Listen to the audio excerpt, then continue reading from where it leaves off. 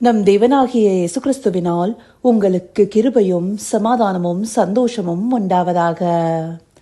இன்றைக்கு ஒருமனத்தை குறித்து நாம பார்க்கவிருக்கிற வேத பகுதி 1 கொரிந்தியர் 12வது அதிகாரம் வசனம் 26. 1 Corinthians chapter 12 verse 26. ஆதலால் ஒரு அவயவம் பாடுபட்டால் எல்லா அவயவங்களும் கூட பாடுபடும். ஒரு அவயவம் மகிமைப்பட்டால் எல்லா அவயவங்களும் கூட சந்தோஷப்படும். இந்த வசனத்துல ஒரு மனம்ங்கிற வார்த்தை கொடுக்கப்படலனாலும் ஒரு மனதை அழகாக விளக்குகிற பொருளையுடையதாக இருக்கு. அந்தபடியாக கிறிஸ்து என்னும் சபையாகிய சரீரத்துல இணைக்கப்பட்ட அவயவங்களாக ஒவ்வொரு விசுவாசிகளும் இருக்கிறாங்க. இந்த இடத்துல அப்ப தனியா நாம ஒரு சபை இல்லையான்னு யோசிக்க கூடாது. நாம தனித்தனியாக சபையாகவும் இருக்கிறோம். கிறிஸ்து என்னும் சபையாகிய சரீரத்துல இணைக்கப்பட்ட அவயவமாகவும் இருக்கிறோம். ஒரு புரிதலுக்காக சொல்லணும்னா தலை சபைக்குள்ளார என்கிற கிளை சபையாக இருக்கிறோம். அந்தபடியாக கிறிஸ்துவே சபையாகிய சரீரத்திற்கு தலையாக இருக்கிறாரு. அதுல இணைத்து கூட்டி சேர்க்கப்பட்டிருக்க அவயவமா நாம ஒவ்வொருத்தரும் இருக்கும்போது ஒரு அவயவம் பாடுபடும் போது இன்னொரு அவயவமும் பாடுபடுகிறதாகவே இருக்கும். அப்படி ஒரு அவயவம் மகிமைப்படும் போது எல்லா அவயவங்களுக்கும் சந்தோஷமாகவே இருக்கும். அப்படி செயல்பட்டாதான அது ஒரு முழுமையான சரீரமா இருக்கும்.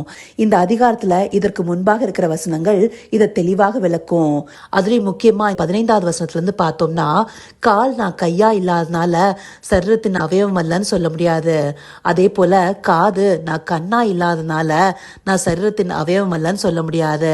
சரீரம் முழுவதும் கண்ணாவோ செவியாவோ இருக்க முடியுமா? எல்லா அவயவமும் வெவ்வேறாக இருக்கு. கண்ணானது கையை பார்த்து நீ எனக்கு வேண்டுவதில்லைனோ, தலையானது காலை பார்த்து நீ எனக்கு வேண்டுவதில்லைனோ சொல்ல முடியாது. இது எல்லாமே ஒன்றாக இணைந்து செயல்படுவதே சரீரத்தின் இயக்கமாக இருக்கு. இதுல ஏதாவது ஒரு அவயவம் பாதிக்கப்பட்டா கூட அது எல்லா அவயவங்களுமே பாடுபடுகிற விதமாக தானே இருக்கும். உதாரணமா சரீரத்துல கண்ணானது செயல்படலன்னா முழு சரீரமே பாதிக்கப்பட்டதாக எங்கேயும் செல்ல முடியாம பாடுபடுகிறதாக இருக்கும் இல்லையா? அதே போல நம்முடைய கைகளோ கால்களோ எது செயல்படலனாலும் அந்த பாடு முழு அவயவத்துக்கும் இருக்கும். இந்தபடியாக அவயவங்களுடைய ஒருமித்த செயல்பாட்டினால சரீரமானது சரியாக இயங்க முடியும். அந்தபடியாகவே சபையில விசுவாசிகள் கூட்டி சேர்க்கப்படும் போது ஒவ்வொருத்தர் ஒவ்வொரு நிலையில இருப்பாங்க.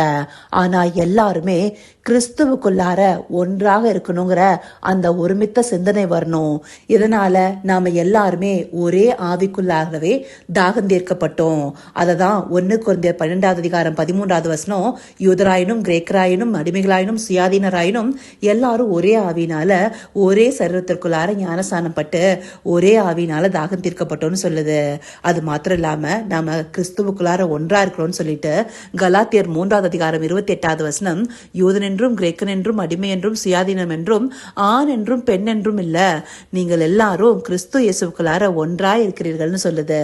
இப்படியாக நாம கிறிஸ்துவுக்குள்ளார ஒன்றாய் இருக்கும்படி ஒரே ஆவியினால தாகம் தீர்க்கப்பட்டிருக்கோம். அந்த ஆவியானவரும் கிறிஸ்துவும் தேவனும் ஒருமைப்பாட்டிலேயே இருக்காங்க. அப்படி அவர்களை உடையவர்களாக இருக்கிற நாமும் ஒருமித்த செயல்பாடோட இருக்கணும். இது சாத்தியமானு கேட்டா அந்த நாட்கள்ல சபை துவக்கப்பட்ட போது அப்படிதான் விசுவாசிகள் இருந்திருக்காங்கிறத நமக்கு வசனமும் காண்பிக்குது. முக்கியமா அப்போஸ்தலர் 2வது அதிகாரம் 46வது வசனத்தை எடுத்துட்டோம்னா, அவர்கள் ஒருமனப்பட்டவர்களாய் தேவாலயத்திலே அனுதினமும் தரித்திருந்து வீடுகள் தோறும் அப்பம் பிட்டு மகிழ்ச்சியோடும் கபடமில்லாத இருதயத்தோடும் போஜனம் பண்ணி. அப்படி சீஷர்கள் எல்லாரும் ஒருமனப்பட்டவர்களாக ஒன்று கூடி இருந்திருக்காங்கிறத இந்த வசனம் தெளிவா காண்பிக்குது. அங்க மாத்திரம் இல்ல, அப்போஸ்தலர் 4வது அதிகாரம் 32வது வசனத்துல விசுவாசிகளாகிய திரளான கூட்டத்தார் ஒரே இருதயமும் ஒரே மனமுள்ளவர்களாய் இருந்தார்கள். ஒருவனாகிலும் தனக்குள்ளவைகளில் ஒன்றையும் தன்னுடையதென்று சொல்லவில்லை, சகலமும் அவர்களுக்கு பொதுவாய் இருந்தது. அந்தபடி விசுவாசி ஆகிய திரளான கூட்டத்தார் ஒன்று கூடி செயல்பட்டிருக்காங்க. தனக்கானவைகளை பொதுவாக வைத்து இது என்னுடையது உன்னுடையதுன்னு பிரிச்சு பார்க்காம இருந்திருக்காங்க.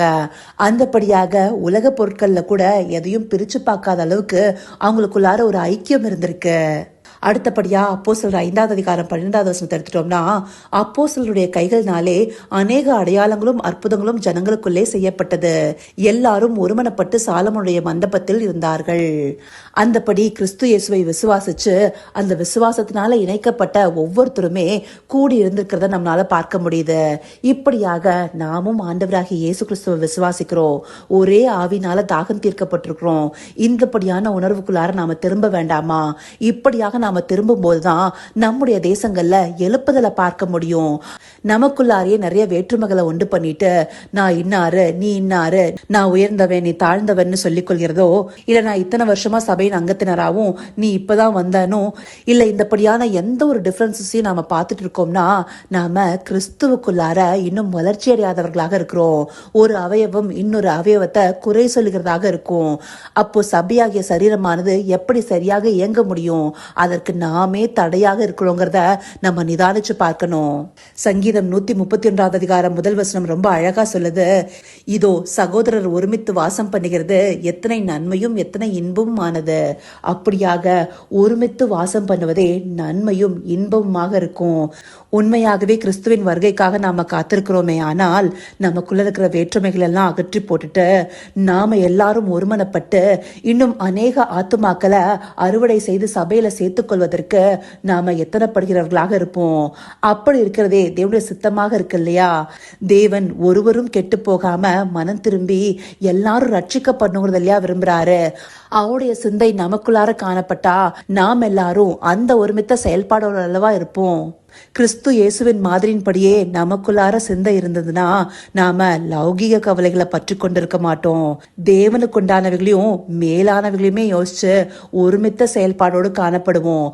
நம்முடைய அவயவமா காணப்படுகிற மற்ற சகோதரரிடத்திலையும் அந்தபடியான உணர்வு வர்றதற்கு அவங்களுக்கு புத்தி சொல்லி தேற்றுவோம்.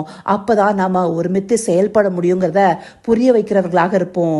இப்படியான ஒருமித்த உணர்வு சபைக்குள்ளார காணப்படணுங்கிறதுக்காகவே தேவன் இந்த பகுதிகளை நமக்கு காண்பிக்கிறாரு.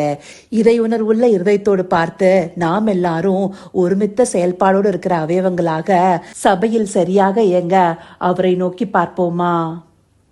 கர்த்தாவே, தேவாதி தேவனே, உமக்கே இந்த வேலை நன்றி செலுத்துகிறோம் ராஜா. அப்பா, சரீரமாகிய சபையில இணைக்கப்பட்ட அவயவங்களாகிய நாங்க ஒருமித்த செயல்பாடோடு இருந்தாதான் சபையானது சரியாக இயங்க முடியுங்கிறத இந்த பகுதிகள் மூலமாக எங்களுக்கு காண்பிச்சிருக்கீங்க தகப்பனே. அந்தபடியாய் ஒரே ஆவிக்குள்ளார தாகம் தீர்க்கப்பட்ட நாங்க கிறிஸ்துவுக்குள் ஒருமித்து வாசம் செய்ய எங்களுக்கு நவமான இருதயத்தை தந்தரலுங்க தகப்பனே. எங்களுக்குள்ளார இருக்கிற வேற்றுமைகள் எல்லாம் அகற்றி போட்டு அந்த நாட்கள்ல சபை துவங்கின போது எப்படி விசுவாசிகள் எல்லாம் கூடி ஒரு இருதயமும் ஒரு மனமும் உள்ளவர்களாக செயல்பட்டாங்களோ அந்தபடியாக நாங்களும் செயல்படுவதற்கு தேவரீர் எங்களை நடத்தியர்லுங்கப்பா. அப்படியாய் நீங்க எங்களை நடத்த போகிற கிருபைக்காய் நன்றி. சகலவித துதி மகிமை கனம் யாவும் ஒருவருக்கே செலுத்துகிறோம். இயேசு கிறிஸ்துவின் மூலமாய் வேண்டிக் கொள்கிறேன் பிதாவே. ஆமேன், ஆமேன்.